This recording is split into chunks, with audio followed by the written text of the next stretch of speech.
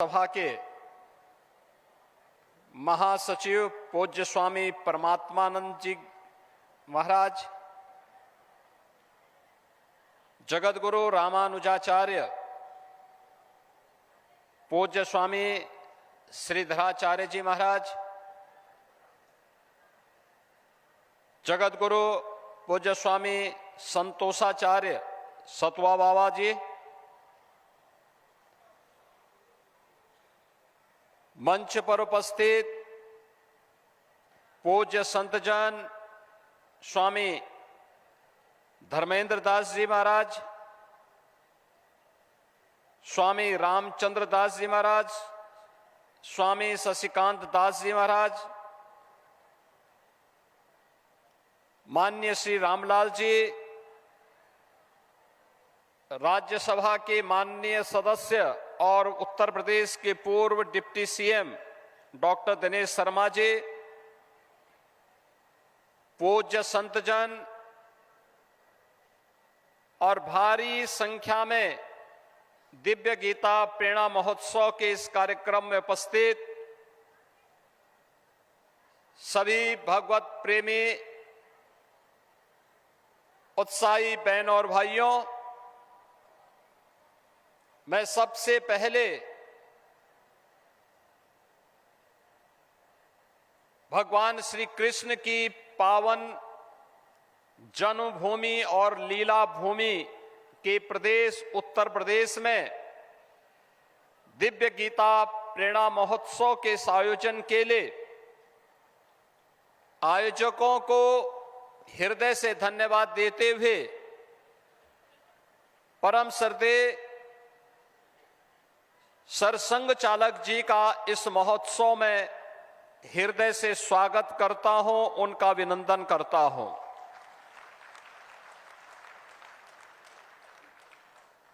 बहनों और भाइयों,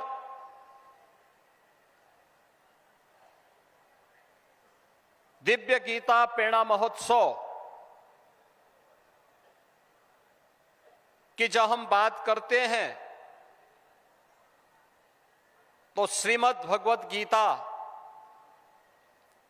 के 700 श्लोक, जिन्हें हर भारत का धर्मावलंबी, सनातन धर्मावलंबी जीवन का मंत्र मान करके बड़ी पवित्रता के साथ, बड़े आदर भाव के साथ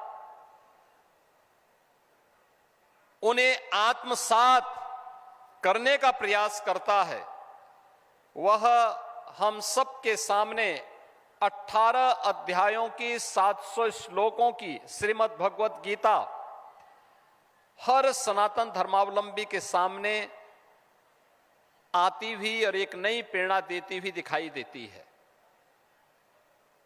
और जैसा यहां पे पूज्य स्वामी परमात्मानंद गिरि जी महाराज ने कहा था, एक धर्म से ही शुरू होता है, अंत में भी उसी मर्म के साथ वह अपना विराम भी लेती है। यानी शुरुआत और अंत को भी जोड़ें तो अपने आप में धर्म मानती है। श्रीमद् भगवत गीता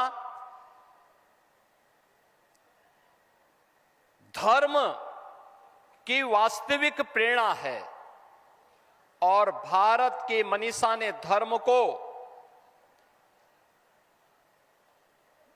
कर्तव्य के साथ जोड़ करके देखा है। हमने धर्म को उपासना विधि मात्र नहीं माना है, उपासना विधि उसका एक हिस्सा है, एक छोटा सा भाग है। वह हर व्यक्ति अपने अनुसार, अपनी आस्था के अनुरूप, अपने पंथ, अपने संप्रदाय, अपने उपासना विधि के अनुरूप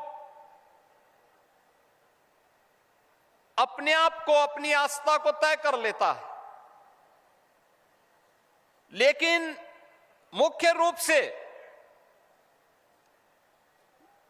धर्म हमारे यहां जीवन जीने की एक कला है और इसे ही हमने वे ऑफ लाइफ के रूप में कहा है। और वे ऑफ लाइफ यही है श्रीमद् भगवत गीता, जो भगवान की दिव्य वाणी है, जिसके महोत्सव के साथ आज हम सबको जुड़ने का अवसर प्राप्त हो रहा है। याद करिए, जब पहला श्लोक आता है, धर्म क्षेत्रे कुरुक्षेत्रे समवेता युत्सव, यानी धर्म क्षेत्र से ही शुरू होता। धर्म क्षेत्र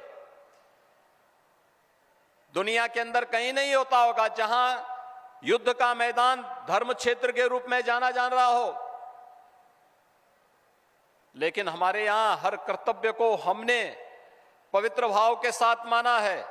अच्छा करेंगे पुण्य के भागीदार बनेंगे, गलत करेंगे पाप का भागीदार बनेंगे। और यह मान करके जब हर सनातन धर्मावलंबी चलता है तो वह अच्छा करने का प्रयास करता है। भारत ने विश्व मानवता को जो संदेश दिया है प्राचीन काल से ही, उसका वह संदेश भी वही है। आप याद करिए ना, हमने कभी नहीं कहा कि मैं जो कह रहा हूं यही सब कुछ है। हमने कभी ये नहीं कहा कि हमारी उपासना विधि ही सर्वश्रेष्ठ है। हमने सब कुछ होते हुए भी कभी भी अपनी श्रेष्ठता का डंका नहीं पीटा। जो आया उसको शरण दिया, जिसके ऊपर विपत्ति आई उसके साथ खड़े हो गए,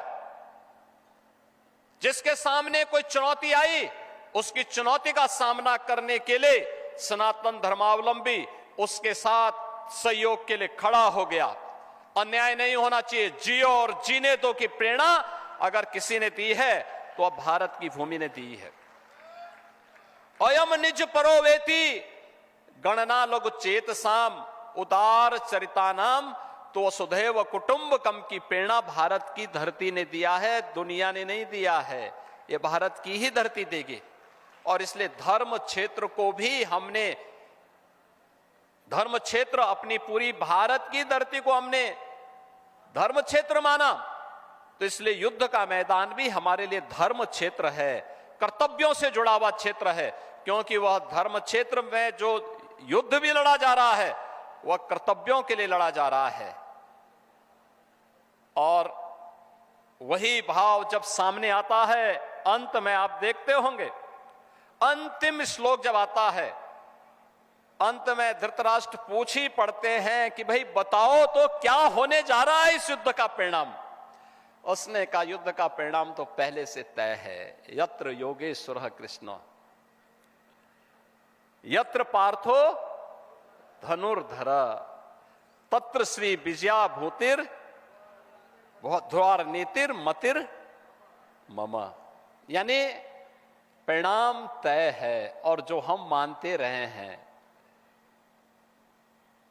यतो धर्मस्ततो जया, जहां धर्म होगा, जहां कर्तव्य होगा वहीं जय होनी है। उसके इतर कुछ नहीं हो सकता, कुछ नहीं हो सकता। किसी को कोई गरूर नहीं पालना चाहिए कि अधर्म के मार्ग पर चले और विजय हो जाए। कभी नहीं, कभी नहीं हो सकता। और यह भारत की सनातन धर्म की परंपरा है। यह प्रकृति का अटूट नियम है। सदैव से यही हुआ है और यही होता आ रहा है। और इसीलिए हम सबको इस बारे में ध्यान रखना होगा। इसी के लिए भगवान ने कहा, याद करना, आज के समय के लिए मैं वे दो उदाहरण आप सबके सामने जरूर रखना चाहूंगा जो उन्होंने कहा, स्वधर्मे निधनम श्रेय पर धर्मो भयावह, यानी अपने धर्म पर चल करके, अपने कर्तव्य पर चल करके मृत्यु को वर्ण करना यह श्रेयस्कर है। लेकिन अपने स्वार्थ के लिए अपने कर्तव्य से च्युत होना, यह तो महान पतन का कारण बन जाएगा। और ये कभी भी धोखे में मत करना, कभी मत करना। और इसके लिए उन्होंने क्या कहा, इसके लिए कर्मणे वाधिकारस्ते मा फलेषु कदाचन, यानी कर्म की प्रेरणा। कर्म कौन? जिस कर्म में फल की इच्छा न हो, फल की इच्छा न हो। हमारी कमी क्या होती है? हम फल देखना चाहते हैं। बीज लगा नहीं कि फल की इच्छा करने लग गए। अरे बीज सही लगा दोगे तो पेड़ फलेगा, अपने आप ही आपको फल भी दे देगा। इसलिए फल की चिंता मत करो, कर्म की प्रेरणा के साथ निष्काम कर्म योग की जो प्रेरणा भगवान श्री कृष्ण ने हम सबको दी है, कर्मण्ये वाधिकारस्ते मा फलेषु कदाचन। अब याद करिए, आज के हमारे समारोह के मुख्य अतिथि उस निष्काम कर्म के प्रेरणा स्रोत हैं। राष्ट्रीय स्वयंसेवक संघ अपने शताब्दी महोत्सव के कार्यक्रम के साथ जुड़ रहा है। दुनिया के लिए कौतूहल और आश्चर्य का विषय है। दुनिया के लोग आते हैं, दुनिया के एम्बेसडर आते हैं, हाई कमिश्नर्स आते हैं। वे हम लोगों से पूछते हैं कि क्या राष्ट्रीय स्वयंसेवक संघ से आप लोगों का जुड़ाव है? हम लोग कहते हैं हाँ, हम लोगों ने राष्ट्रीय स्वयंसेवक संघ में एक स्वयंसेवक के रूप में काम किया है। का इतना बड़ा संगठन कैसे हो गया? इसकी फंडिंग का पैटर्न क्या है? हमने कहा फंडिंग पैटर्न नहीं है, ये कोई ओपेक के देश यहां पैसा नहीं देते, यहां कोई इंटरनेशनल चर्च पैसा नहीं देता। यहां समाज के सहयोग से संगठन खड़ा हो रहा है और समाज के संगठन के लिए ही, समाज के लिए ही अपने आप को समर्पित भाव के साथ कार्य करता है और हर एक क्षेत्र में काम कर रहा है। कोई भी पीड़ित आएगा, उसकी सेवा अपना कर्तव्य मान करके एक एक स्वयंसेवक करता है, बिना ये परवाह के बगैर ये कौन जाति का है, किस मत का है, किस मजहब का है, किस क्षेत्र का है, किस भाषा भाषी का है, इसकी परवाह के बगैर पीड़ित है उसकी सेवा करनी है, उसके साथ खड़ा होना है। एक कर्तव्य मान करके सेवा को किसी सौदे के साथ नहीं जोड़ता है। याद करना, राष्ट्रीय स्वयंसेवक संघ की यही शिक्षा है कि राष्ट्र प्रथम भाव के साथ राष्ट्र के अंदर हर उस पीड़ित की मदद करना जो भारत को परम वैभव तक ले जाने में सहायक हो सकता हो, सबके साथ खड़ा हो जाना।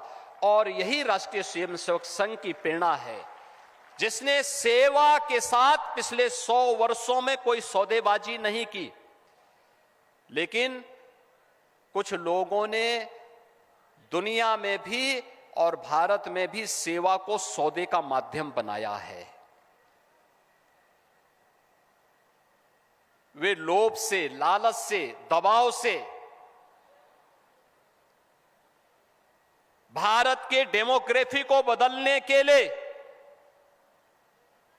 हर प्रकार के छल और छद्म का सहारा लेकर के अपना ताना भी और अपना बाना भी बदल करके भारत की आत्मा पर प्रहार करने का प्रयास कर रहे हैं। और हमें इस बात को ध्यान में रखना होगा। इन स्थितियों में गीता, श्रीमद् भगवत गीता, भगवान की वाणी हम सब के लिए एक नई प्रेरणा बन सकती है। और मैं तो इस बारे में हृदय से अभिनंदन करूंगा पूज्य स्वामी ज्ञानानंद जी महाराज का, जिन्होंने जियो गीता को जीवन के प्रत्येक क्षेत्र में इसे बहुत छोटे छोटे उद्धरण के माध्यम से प्रस्तुत करने का प्रयास किया। यह उद्धरण हर एक क्षेत्र में, जीवन के अलग अलग क्षेत्र में, एक श्रमिक के लिए गीता का उपदेश क्या है,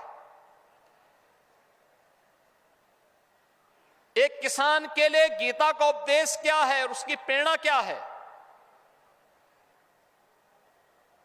एक महिला के लिए गीता की प्रेरणा क्या है, एक छात्र के लिए गीता की प्रेरणा क्या है, एक नौजवान के लिए गीता की प्रेरणा क्या है, एक नौकरी पेशा व्यक्ति के लिए गीता की प्रेरणा क्या है? एक चिकित्सक के लिए, एक अधिवक्ता के लिए, एक व्यापारी के लिए, एक योद्धा के लिए, एक सैनिक के लिए गीता की प्रेरणा क्या है? और इसे उन्होंने जियो गीता के माध्यम से प्रस्तुत किया है। उनकी छोटी छोटी पुस्तकें अत्यंत प्रेरणादायी होती हैं।